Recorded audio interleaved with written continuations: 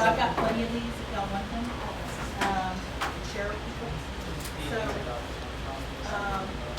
yeah. But we're gonna go ahead and go over these last few and finish up. But it's been a good discussion. And I wanted to ask you real quick too, Ojibwa, I'm told that the Dreamcatcher came from the Ojibwa. Yeah. So I don't, actually this is the first time I wore it because somebody told me a long time ago, because the Dreamcatcher is so common, this person said, well, I mean, that's another tribe of medicine, even though it's become a very common thing.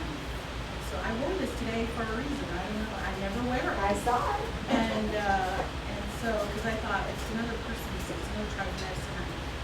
Well, I don't know. it's actually what we use with our children, and it is there's a little story that goes with it about the dream catcher being like the web where, bad dreams are caught, and then there's a spot when you make it, you make a little hole where it will go through, and those good dreams will come through. And it was used for our children, and to help people just kind of focus and feel okay. Like my son he has cancer, and he said, Mom, will you find me a good dream catcher and bring it up to me? I don't want to be thinking negative thoughts. So he wants to use it to catch those negative thoughts and think of the good dreams. So it's just used as symbolism. But, it's kind of interesting because a lot of our stuff has been commercialized, and now you look at everybody's used to be, you'd see a little dream catcher in there, and I'd know they were Ojibwe. And I'd be, there's got to be an Ojibwe family around here because I see that dream catcher. Now it could be just somebody went to a power and bought one, But that's okay because, like Benny is saying, it's time. My grandma had said, there's going to come a day when they're going to ask us to teach things to the people. But the time will come when we're going to teach all these things. So don't forget these things. I'm telling you these things. And I do believe that time is now because for the first time they're wanting us to come and teach them things. Things that we have held close to our hearts are now things we're supposed to tell. And we were also told that it's not just for Ojibwas, it's for everybody. Yes. And your teachings, I'm sure, are the same. It's for same. everybody, but not everybody's going to accept it. Sure. So, but it's up to us to teach now.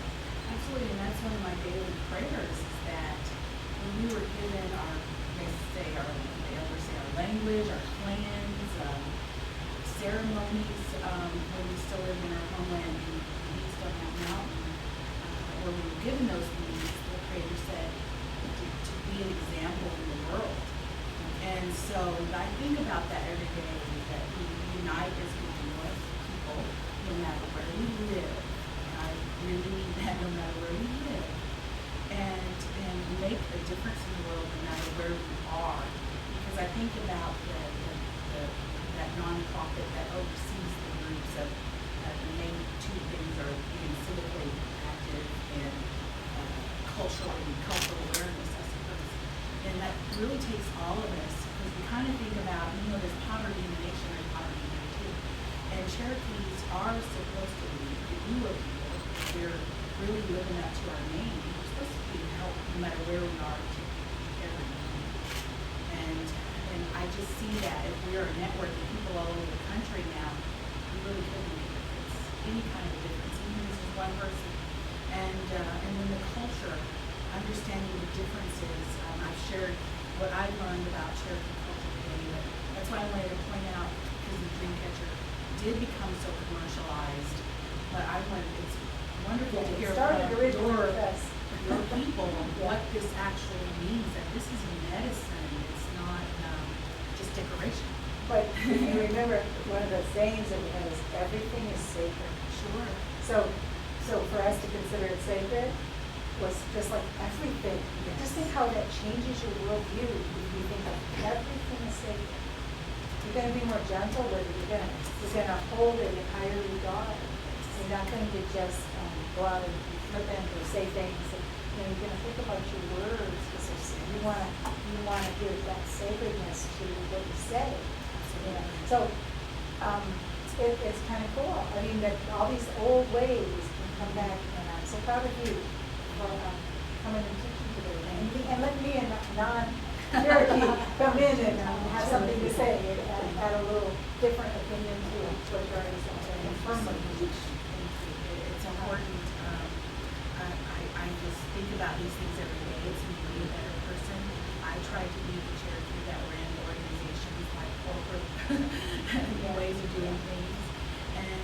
didn't work. It didn't hold us together. We fell apart. Kenwood. If we would try to get organized and do bylaws and things like that, we fell apart because it's just not our way. And yet we are still part of a group that, those things have to kind of follow those as well, for legal purposes or whatever.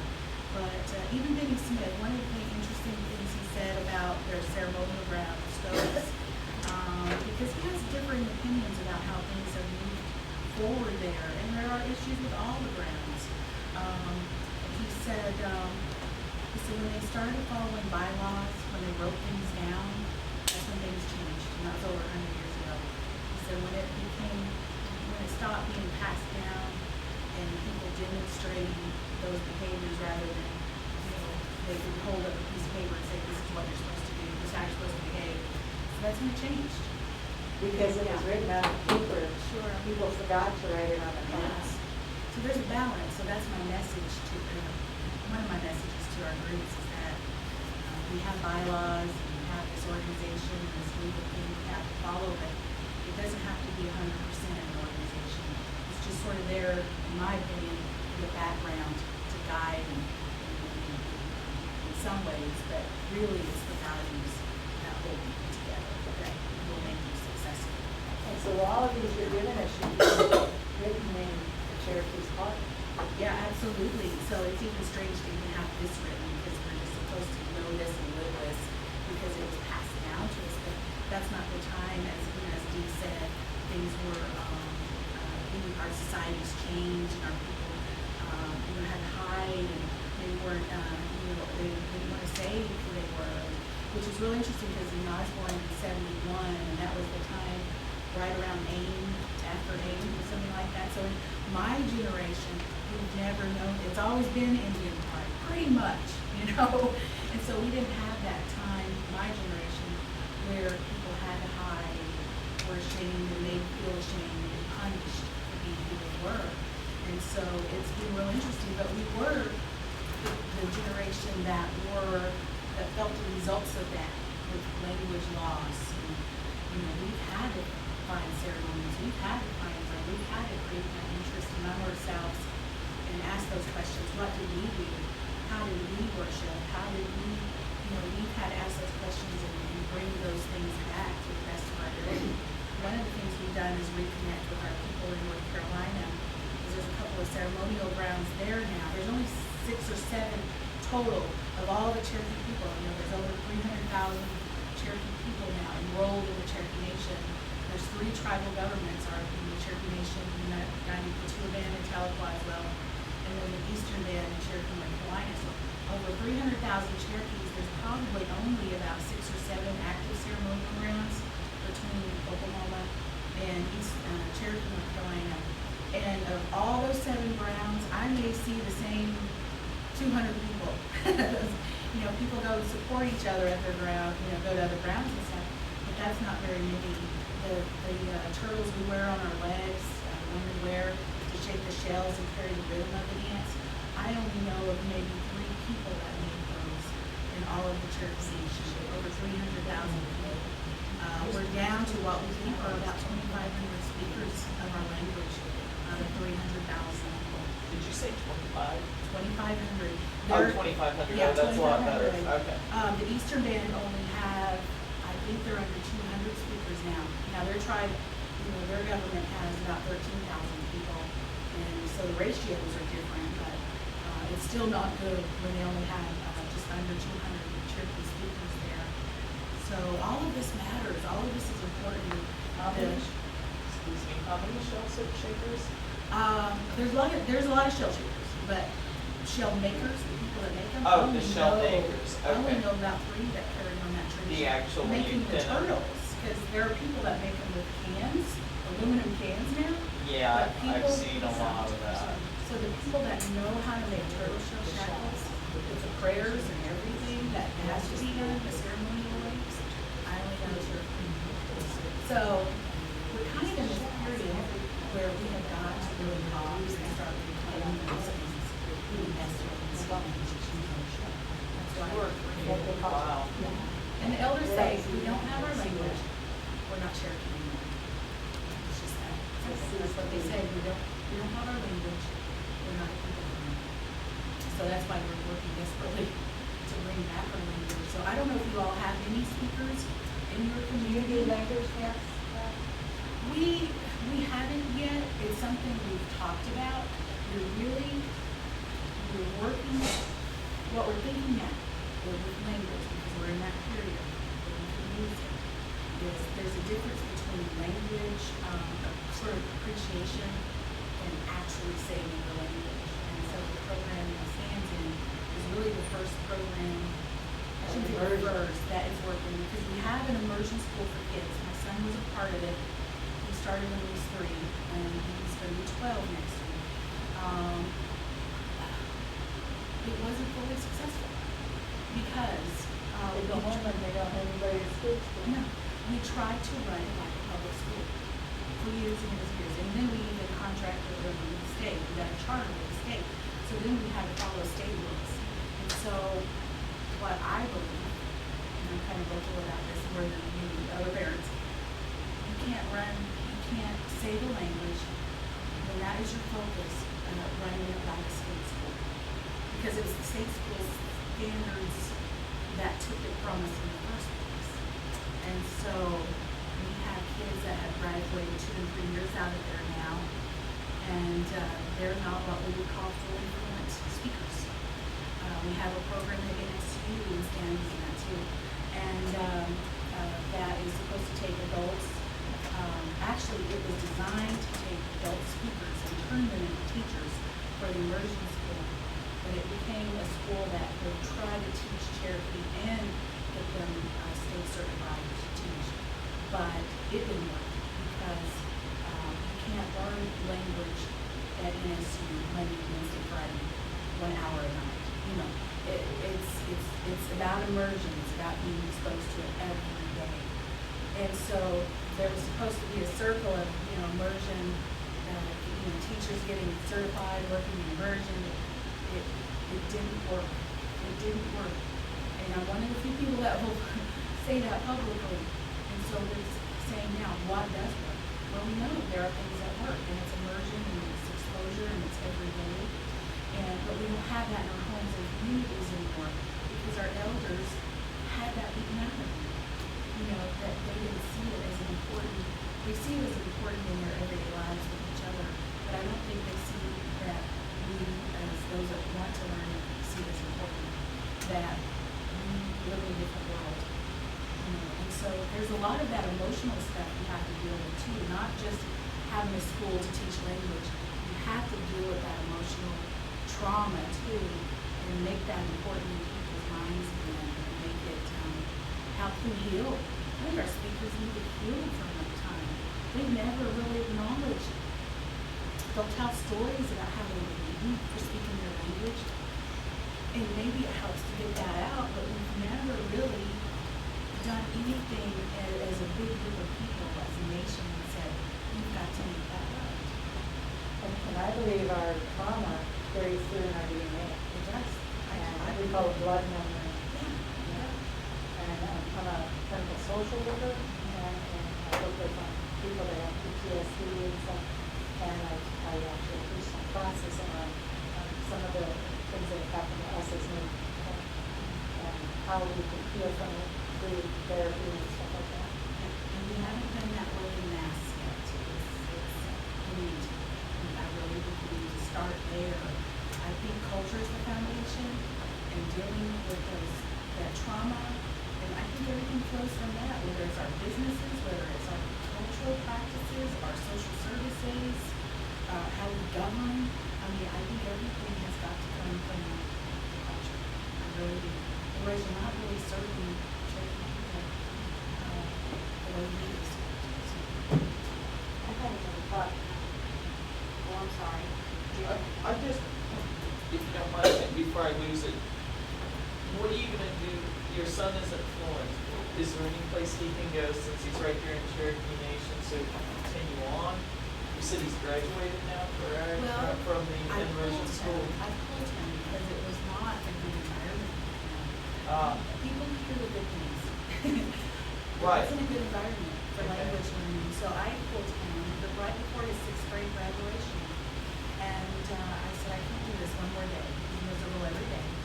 Can't do this. And so I put him in the adult mentorship program. And so he gets a reward in there. So I haven't found the right place for him because maybe I'm unique because I know he needs an education. He needs a public education. But I want him to learn language. I want that back for him because I grew up saying my shared communities, you know, like as a secondary community. And so when he was born, his first name was a shared community. And that's how I raised him, as a shared community. And so I will go to that. I will fight the state of Oklahoma if I have to and say, primarily, we want him to learn our language and learn about life and learn about these subjects in the language too. But the thing is, it's not the state, it's our own people, it's our own government. We don't know how to truly save our language. It becomes political, it becomes frustrating because people are not experts in it. Can't they bring somebody in that can figure out how to do that? And we've studied, there's a group of us that have studied with people, like we had a visit from the Maori people in New Zealand about a month ago.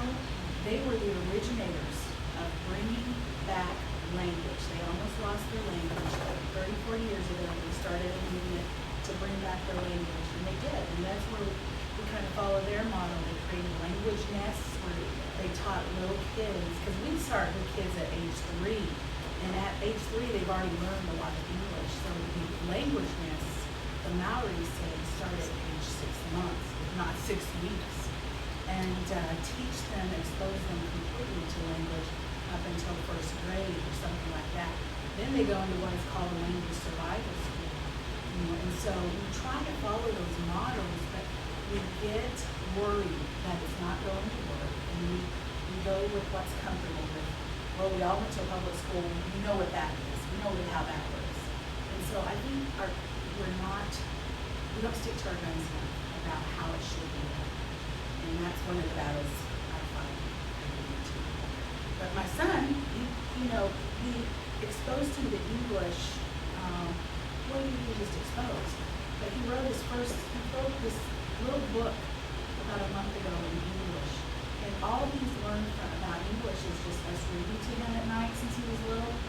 You know, he writes like he speaks. And so he learned English in a different way, not in a classroom setting, but in a practical setting. And so he wrote his first book about a month ago, and he was really good. Really? He used words, he was asking me how to spell words all day, and they were not simple words. So he learned the English subjects in a different way. And so it's been a very, very interesting experience.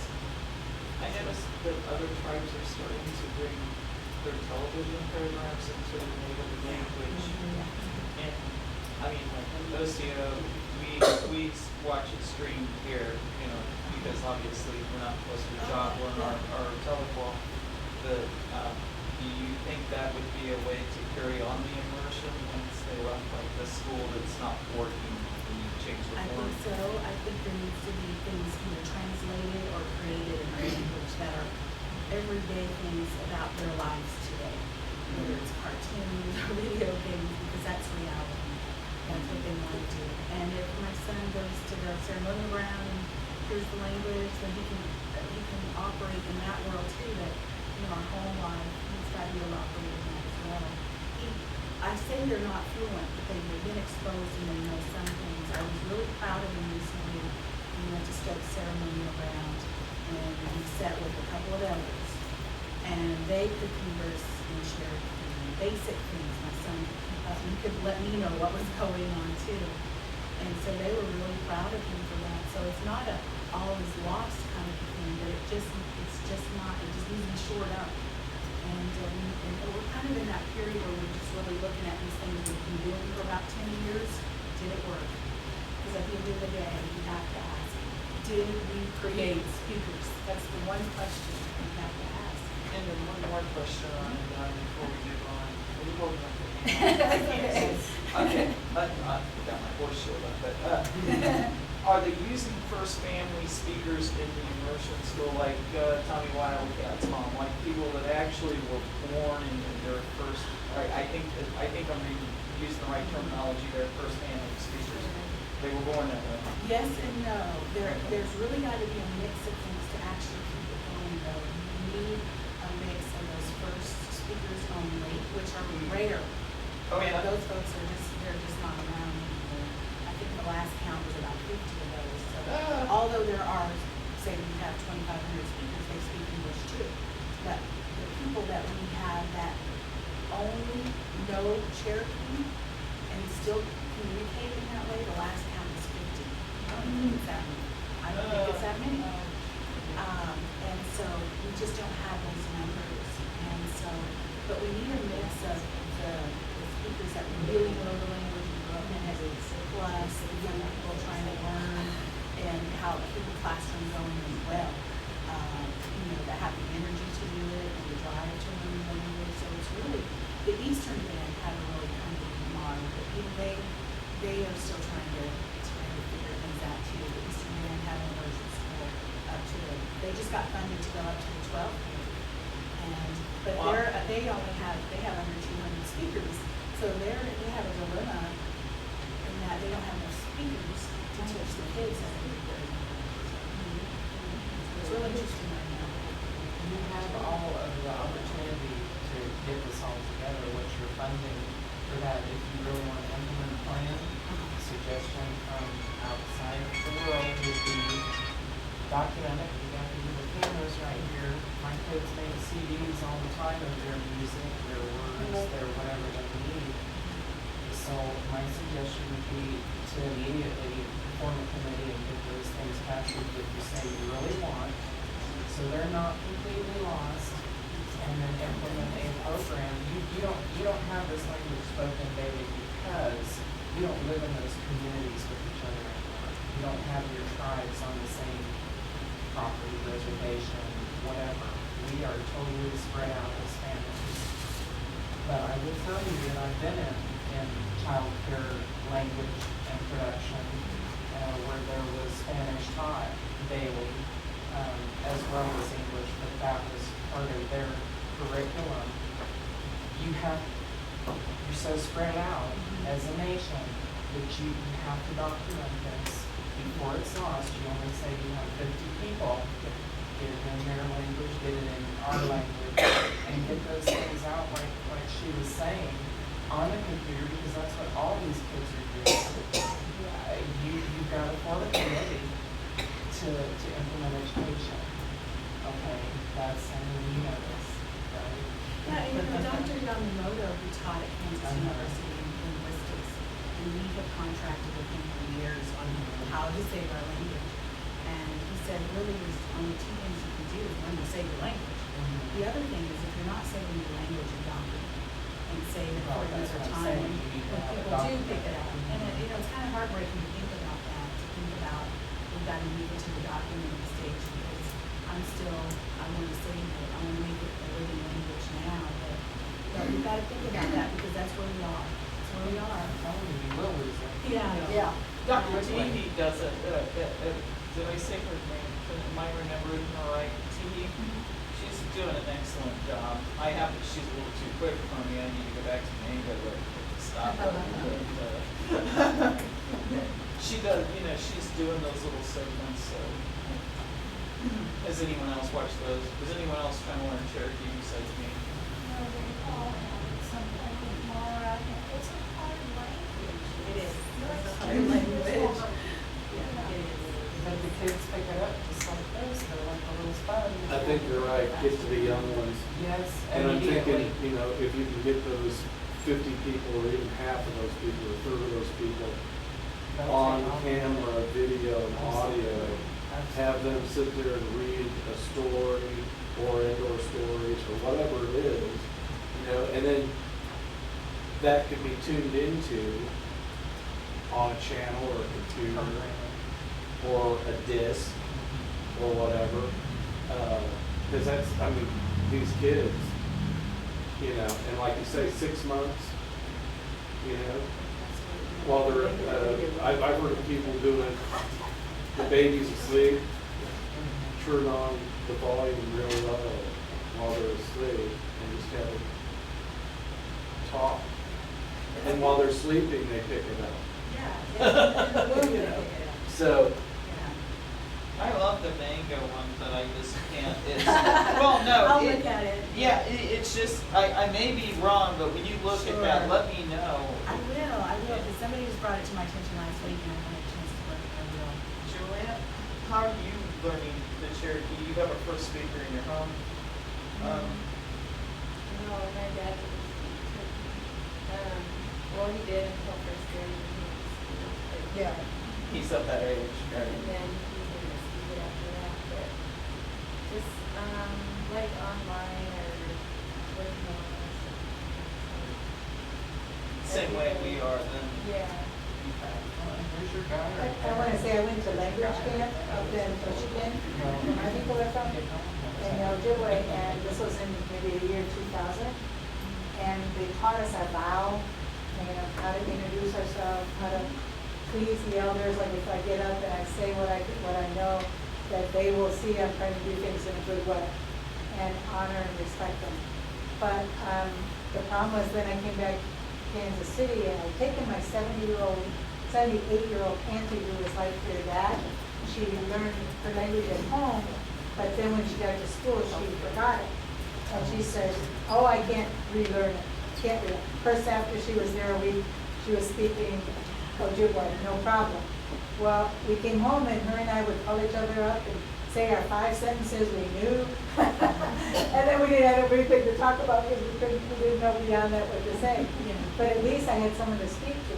And she passed on, and I don't have anyone to speak with.